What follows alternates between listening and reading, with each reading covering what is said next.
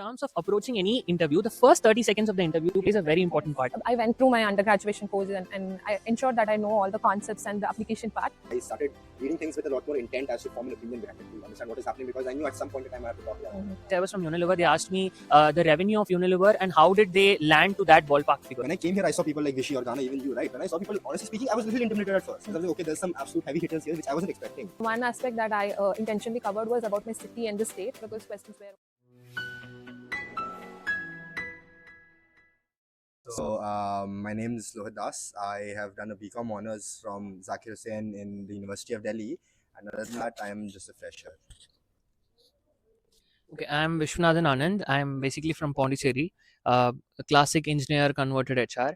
I did my engineering in SRM University Automobile. I have 4.5 years of work experience, 2 years with Indigo Airlines and 2.5 years with Unilever.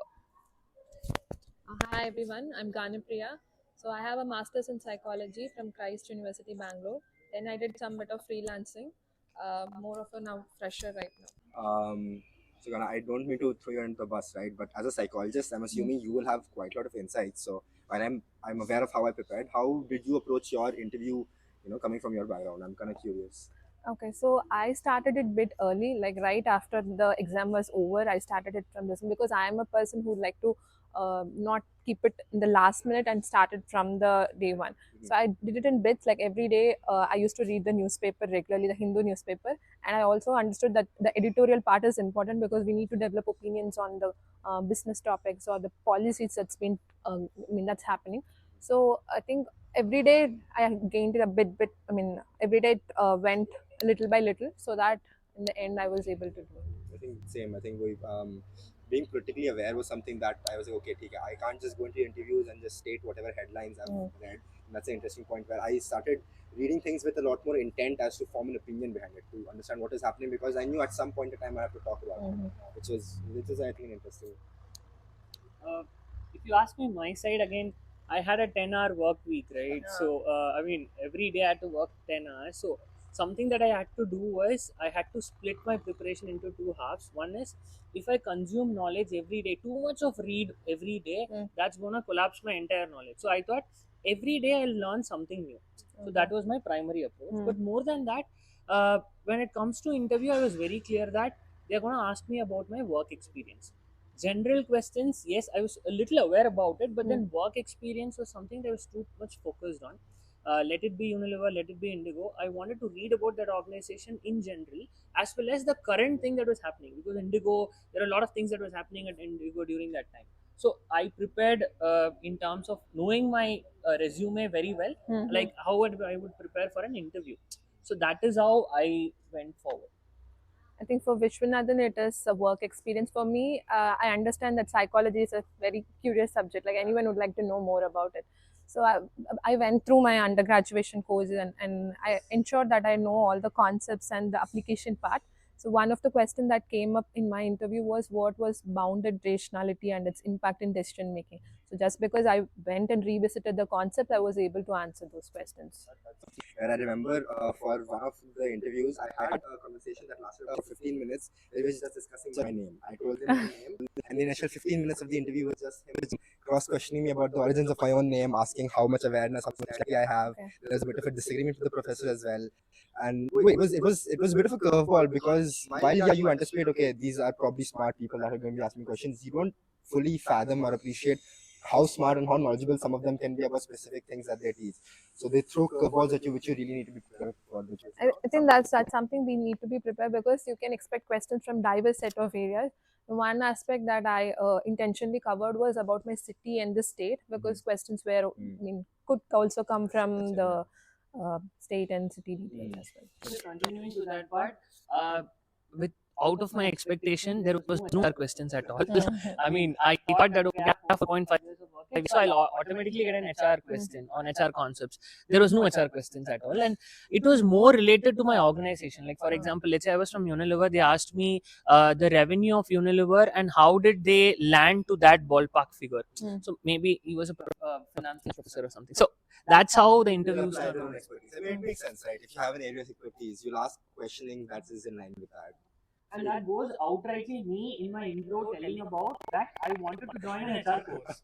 So Right, that yeah, that. so I mean, see, the thing is, when the interview is driving the interview, it's as their discretion, right? They can ask you whatever question you want. You just need to be prepared. That's for sure a thing. one very important thing I wanted to cover is there is no interview that is structured and well prepared. The interviewers don't prepare to ask you these kind of questions. It's about what you say, and they will ask questions from that. So that is one primary point. And secondly, I mean, in terms of approaching any interview, the first 30 seconds of the interview is a very important part. How do you, I mean, are you greeting the interviewer? Are you giving us a warm smile? Yeah, the body language plays a very important part, because they think that okay, if we cannot, or if she cannot handle the tension here, how are they going to handle the tension That's in true. a B school? So that is one. That's completely true. And finally, they will definitely ask you, do you have any questions for us? Yeah. So have a good question. It is not about which IIM I am going to get or something like that. So a very structured, thoughtful question. Talking about the culture of IIM Trichy, right? I had a lot of expectation before coming in. I am sure my expectation lived, because I was very keen about approaching case competitions, because this was a platform that gave me that opportunity to go through case competitions, apply for them, and probably win some, right? In terms of case competition, again, the culture is such that everyone will apply for these case competitions, and they will give their ultimate best, right? And that peer learning that you get, and the team learning that you get, is something that in a lot of places that you don't get. So that is number one. Number two, this is not only the campus. I've learned from my friends who have joined other B schools that they focus a lot on acads. Trust me, this is not the campus where acads is everything. Yeah. It is all about the cultural competitions that you participate, the case competitions that you participate, the sports that you participate, moreover the class participation you participate. That is how our components are also divided, right? So acads is, it can be an important part, but it is not the only part. And that gave me a lot of freedom to experiment myself and give my best in all areas that I wanted to. I feel it's very holistic for us, because now when I think about my first year, I could see that we had so many events, right, from sports, cultures, and club events, committee events. And so for a person who's like, who wants to be like, and go on the toes, it could be a very enriching experience for them. Definitely. So like we know the motto of IIM Trichy is Jnanam Anantam, right? And when I came here, I saw that plastic and I was a little scared. I'm not shy of being academically inclined. I enjoy studying in theory and getting sharp and stuff. But I also enjoy doing other things. I like playing sports. I like physical activity, other things quite a lot. And I was pleasantly surprised with the fact that the motto of knowledge is endless. They apply this teaching principle to every aspect, not just in classrooms. Like even in classrooms, they approach things with a case study approach, where a lot of the learning is emphasized on being learner focused. Right, the learner needs to have that motivation of okay, what can I learn from this? What can I do to improve myself? And that drives a lot of the learning. And this is facilitated by different things. Like we're given breaks for inter IIM sports events. We have our own sports events that keep happening. And the first year in and of itself is it's absolutely hectic from what I remember. We just landed fresh off the boat, not really sure what's happening, we're confused, and then they throw this hectic, basically hell week at you. They're like, okay, you have to do so many things, and then the moment it ends, Kurukshetra, you have to sing this. So I feel like that kind of like Gana mentioned, that if you enjoy being indoors, which I personally feel like I probably do, it's very enriching, because you feel like okay, I'm being completely pushed to the edge, but you're kind of smiling. You're like, oh, I can do this, I can handle this. It's a learning experience which I wasn't expecting to have, and it's something I'm honestly very grateful for coming to. Absolutely. Just one quote I could remember of was, with freedom comes responsibility, right? So the kind of autonomy that is given to clubs and committees here is something that is given nowhere, right? And that is the one factor that makes the leader of who you are. It also builds our ownership also, because you will be responsible to do the activities or conduct events, so the ownership part also builds here. I think they're given a lot of responsibility as well. Right? And being in a CNC myself, I feel in that first year you get a lot of learnings from your senior team members, because they know the ropes. They've been in the process for a while, so they're really helpful, which is nice. I find one thing again very helpful is from the faculty to even someone helping in the admin block. Everyone's more than happy to help you out with whatever you want. No one ever makes you feel like a bother for asking for something. which is a great experience. It's something that I felt like I should also carry forward all the time in my second year. Whenever a junior pushes me towards something, I try to make sure that I take some time out and give them my attention to make sure that I can pass on the same care that was given on to me, because it's something that I feel like is a very good part of the culture here in Trichy. Everyone's super friendly, so even super nice, which is definitely experience I enjoy. I also find it like a little replica of the corporate that we are going for, because in my internship, I mean, when I did my internship, I found that the team which I was had its verticals and the division of labor was there. So it's like mini replica of the corporate internship. Like we have a senior mentor, we have a professor who will act as a mentor, and an industry mentor as well. So Talking about mentors, I think it is a very interesting thing, because this is something even I wasn't aware of before I joined the program, wherein they don't necessarily handhold you, but they provide you with a lot of assistance that you could need, right? Like the moment you get off the boat over here, you are assigned a faculty mentor, which will help you understand the ACADs, the different method, the case method that they teach at IIMs, and how to approach studies, which can make things seem less overwhelming. Which is, for me, Smita ma'am was assigned to me, and she was so helpful. It was great. After that, you have an academic mentors from the senior student body assigned to you. They can help you out with the cultural fit, little tips about where to eat in the city, things to do, which is again very helpful. And one thing that I found very particularly useful about the HR program was that we have a industry mentorship program, which I feel like doesn't get talked about enough. But having a person within the industry who's currently working right now as a mentor that you get to interact with, learn from, has honestly for me been absolutely invaluable. Not only for projects, but also things that I do, career advice that I want. It's someone that you can reach out to at any point, and having access to that kind of resource, I think it's a very good thing that the college provides this to us, and it's something that I would want to appreciate. I remember for me, at least being a fresher, right? Once my interviews were actually done and I was sitting there waiting to join, I was just restlessly like twiddling with my thumbs. What was the wait period like for you guys? I mean, if you ask me, I was clear that I'm joining this department, and something that I wanted to do as a pre-work was, I would always encourage any fresher who's joining us to take up one HR course, because once you come here, you will see people around having knowledge, at least speaking to people, getting some course done. So do one HR course now that technology is fast. Rapid, so at least do one technical course, like let it be a Power BI or a software that come with one USP. Of course, the college is going to give you a lot of USPs, but come with one USP that you can talk about at least in your first 20 days. That can build you credibility. So that is something that I would strongly recommend. And the expectation from an HR department and a reality is very different, right? It is not Rangoli. It is not the employee engagement programs anymore, right? It is all about the data, business partnering, or we are talking about rewards, total rewards. We have read a lot about learning and development as a function. So the reality is going to be completely different, and the expectations are going to be completely different. Now, if you ask me, the top three skill sets that an HR required might be, let's say, it is no more about being empathetic. That's our basic requirement. It is about data driven. Are you analytical? Are you able to understand and use technology? So train yourself on that piece and probably join, so that you have an edge over others. I think we should also understand that HR is moving from a support function to a value addition function. So, familiarizing yourself with the HR outcomes would be very critical at this point of.